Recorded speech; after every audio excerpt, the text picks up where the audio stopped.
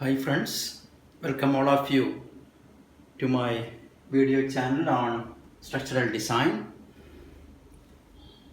Today we are going to design a simply supported RCC slab. In the last class we already discussed about the design parameters of a slab. What are the steps to be followed for the design of a slab, one-way slab. Okay, so now see this question here. To design a simply supported RCC slab for an office floor having clear dimensions of 4 meter by 10 meter with 230 mm walls all around. Adopt M20 concrete and Fe415 steel. Live load, LL means live load equals 4 kN per m squared. Floor finish equals 0.6 kN per m squared. Right? So here a room is given. A room for an office floor, right? Here the size is given as 4 meter by 10 meter.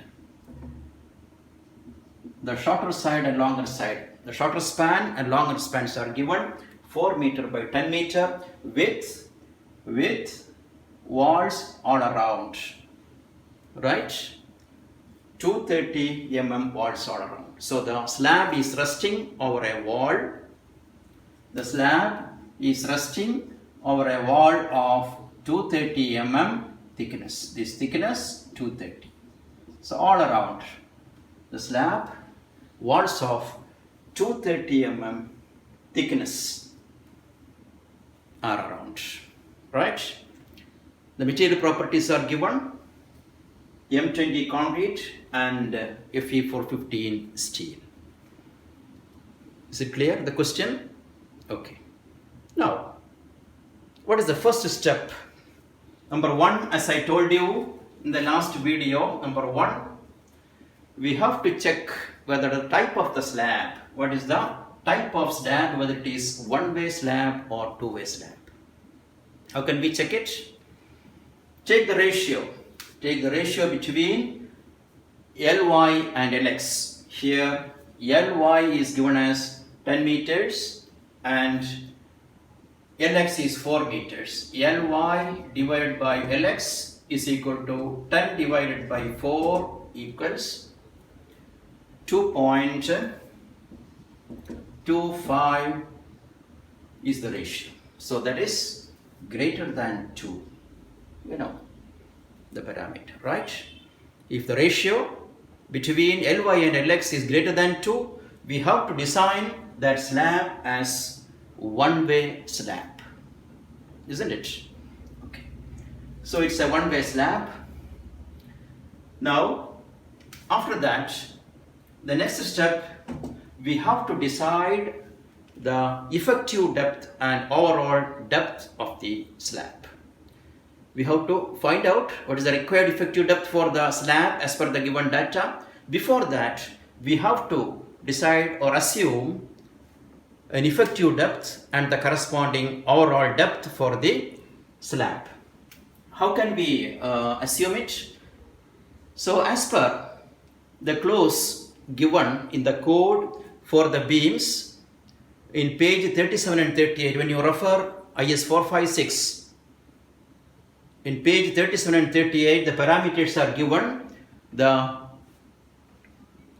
span divided by effective depth ratio, right? That is the basic value. So basic value means we have to find out the span divided by what? Effective depth ratio.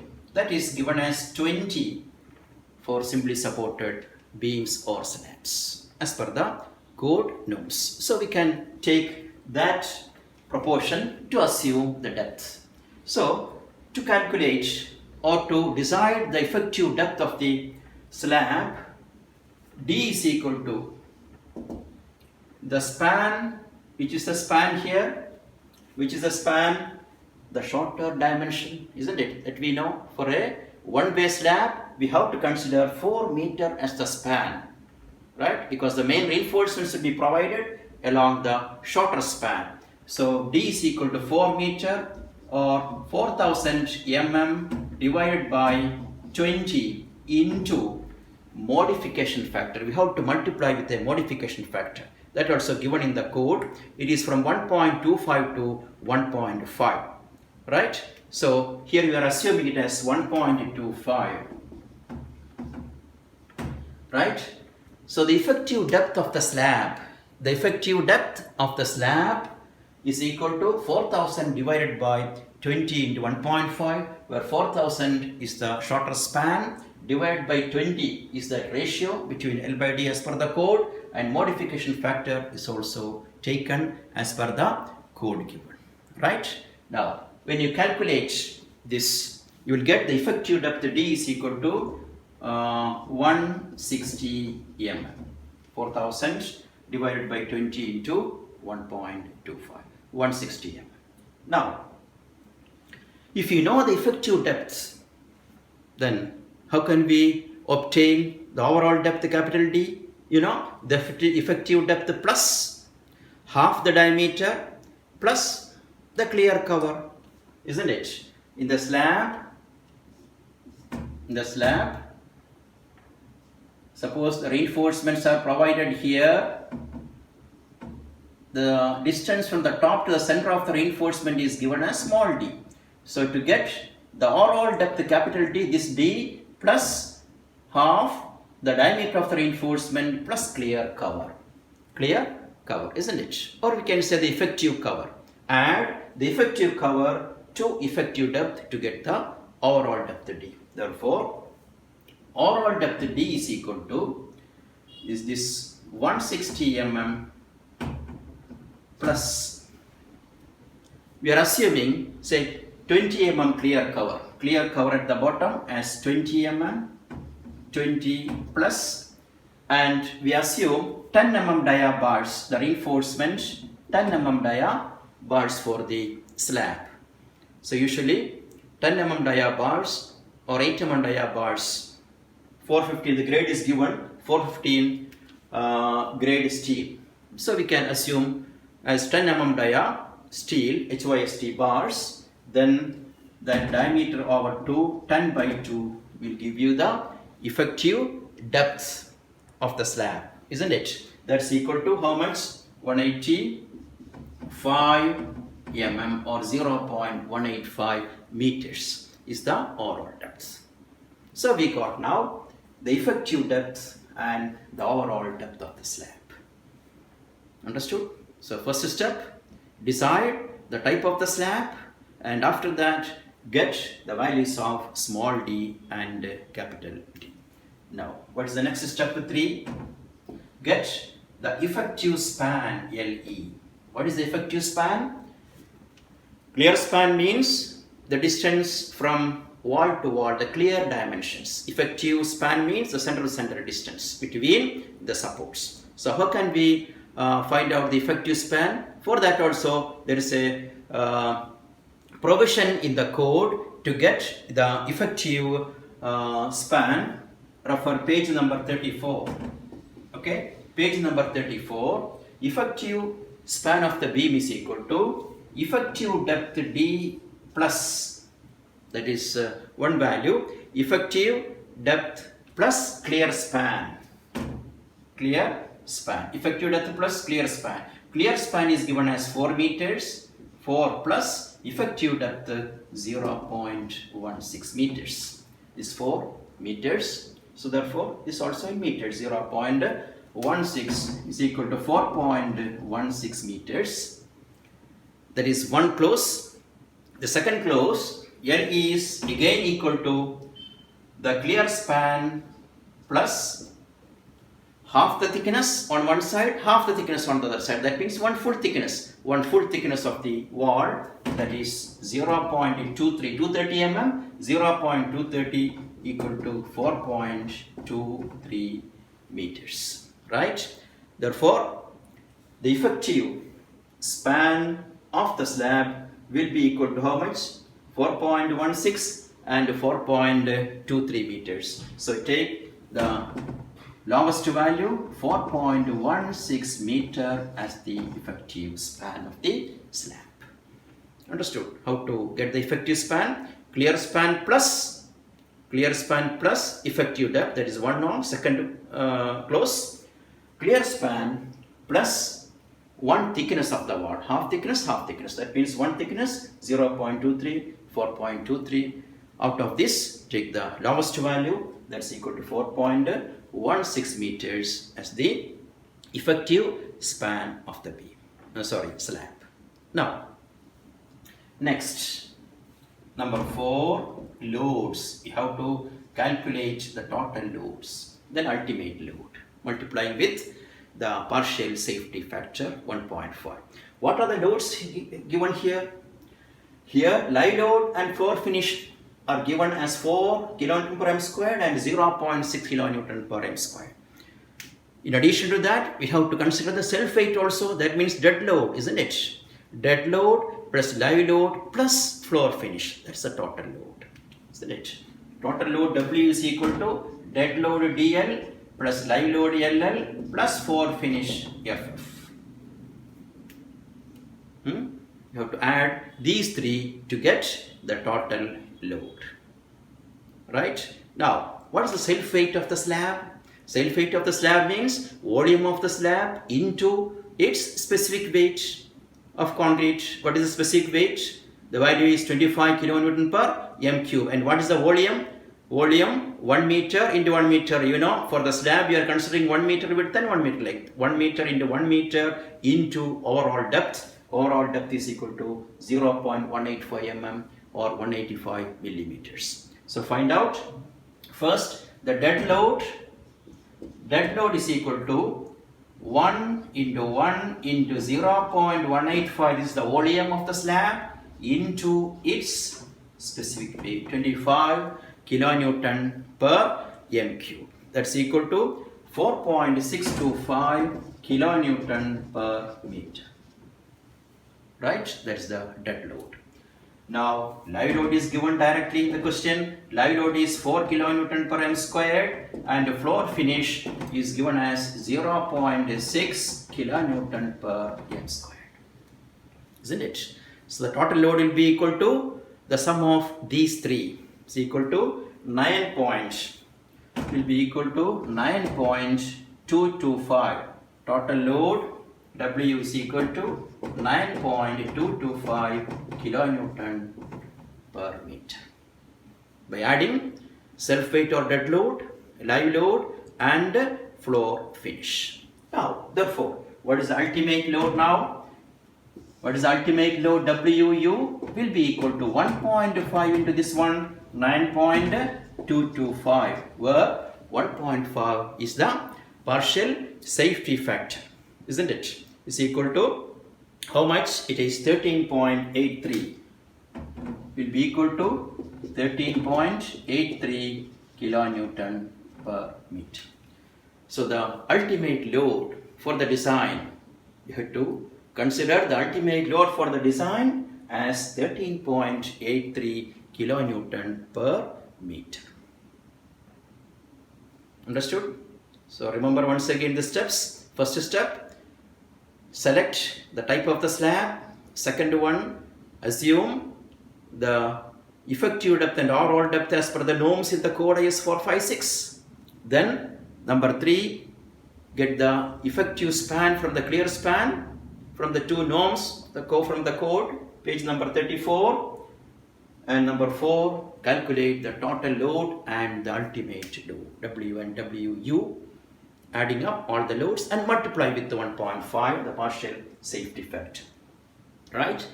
Now, when we get the load, then what is the next step? What is the next step, number 5? Find out the maximum SF and the maximum B. You know, the maximum shear force and maximum bending moment for this slab having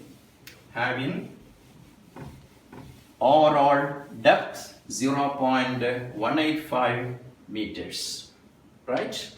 Okay, so you know, in a simply supported beam carrying UD load, this is UD load 13.83 kilonewton per meter. Kilonewton per meter. You know the SF diagram and BM diagram, right? This is WL squared by 8. This is WL by 2. Maximum SF. Maximum SF at the support, maximum BM at the middle or at the center of the slab, right? So calculate the maximum SF and maximum BM from this value. VU, suppose VU is the maximum SF, right? Shear force. VU, the ultimate or maximum shear force, WL squared by, WL by 2, 13.83 into effective span divided by 2. That's equal to 28.76 kilonewton. Kilonewton is the shear force. So unit in kilonewton. How we got it? WL divided by 2. Maximum shear force. Similarly, maximum bending moment MU. What is the formula? WL squared by 8. WL squared by 8. A simply support beam carrying UD load. You know the maximum BM is equal to WL squared by 8. That's equal to 29.9 kilonewton meter bending moment. Kilonewton meter. Right? So that's the next step. Number 5. Number 5. From the calculated maximum load or ultimate load, calculate the maximum SF and maximum BM.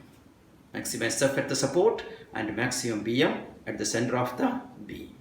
Now, next step, after obtaining these two values of maximum shear and maximum bending moment, the next one is the check for D. We have already assumed one D, then we have to check for the effective depth D, whether it is sufficient or not. The assumed value is sufficient or not, that we have to check. How can we find out?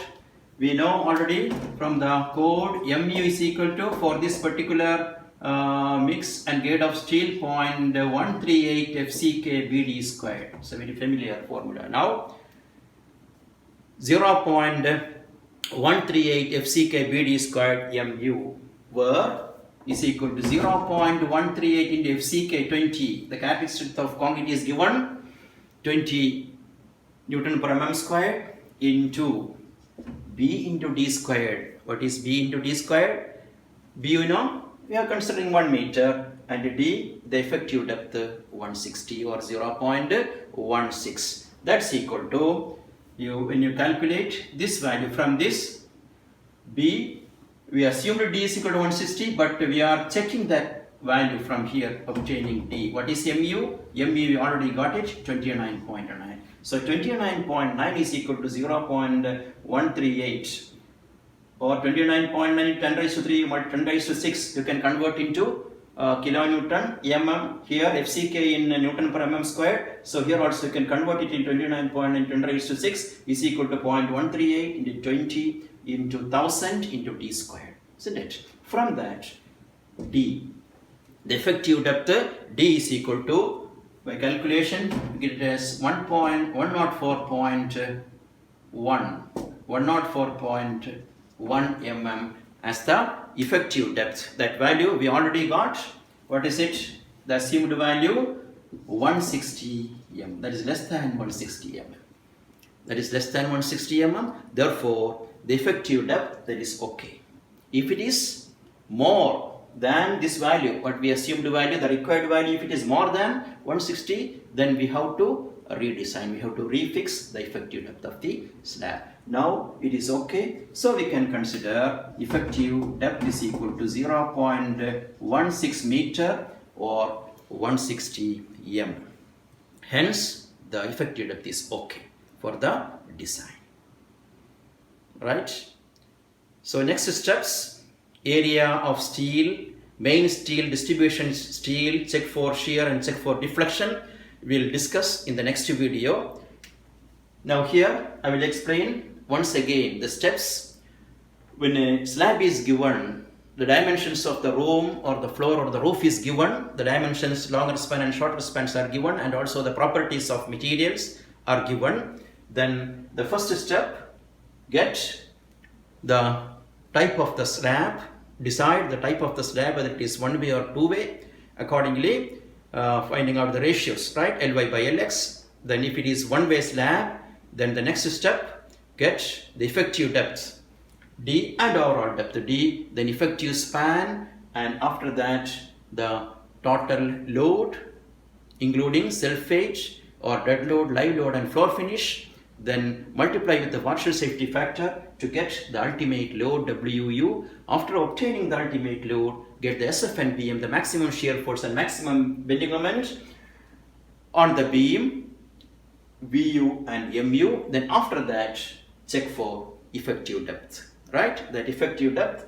required. If it is less than what we assumed, the effective depth, that value, then the effective depth is okay for the next design of AST, right? So next video we'll discuss about the calculation of AST1 and AST2. That means area of main steel, area of distribution steel, and how to check for shear and deflection.